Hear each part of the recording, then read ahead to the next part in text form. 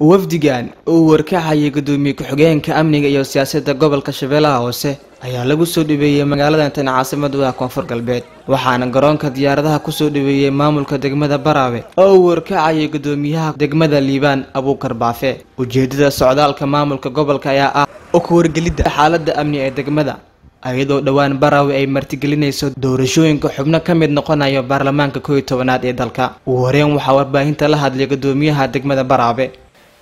maanta waxaana soo gaaray gudoomiye ku-xigeenka gobolka mudane oo aan ku soo dhaweynay airportka degmada Baraawe asigoo hordhac ka ah wufuudda laga sugayay inay timaado degmada Baraawe oo isugu jira imaatankooda caleemasaarkii gudoomiyaha degmada Baraawe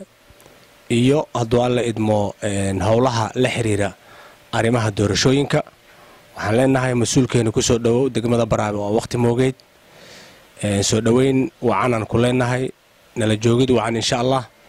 iyo hadduu alla idmo u deegarow wacan hadduu la yiraahdo arrimaha doorashooyinka ee ka dhici doona Baraawe soo dhawow mas'uul insha Allah sidoo kale gudoomiye ku-xigeenka amniga iyo siyaasadda gobolka Shabeellaha Hoose ayaa ka warbixiyay ujeedka safarkiisa waxa weeye sida gudoomiyuhu uu sheegay magaaladan Baraawe insha Allah taala waxaan u nimid howlo shaqo oo ku aadan sida uu sheegay labada qaybood oo ah maaragtay caleemasaarka iyo maaragtay doorashada iyo ukurgelida maadaama ay tahay maaragtay caasimadii dawlad goboleedka Koonfur Galbeed waxaan rabnaa inaan anagoo iskaashanayno golaha deegaanka iyo maamulka gobolka insha Allah taala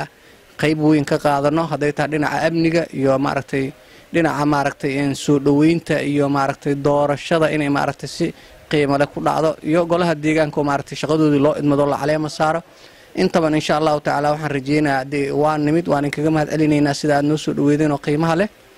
insha Allah taala waa wada joogi doonaa waa tashad doonaa insha Allah taala fikradaha ayaan isdhaafsan doonaa waxaan rajeynaynaa insha Allah taala inaan noqono macnaha maaragtay dad maaragtay maamul gobol iyo maamul maaragtay degmada golaha deegaanka anagoo iskaashanayna inaan gudano mas'uuliyadana saaran iyo maaragtay sidii aan u soo dhaweeylahayn martida culus nagu soo foole waxaan rajeynaynaa insha Allah taala bulsho iyo ciidan iyo maamulba anagoo iskaashanayna insha Allah taala inaan maaragtay si fiican u wajahno ilaa idinkiisna waxaan rajeynaynaa inay guul noogu dhamaato wassalaamu calaykum waraxmatullaahi wabarakaatuh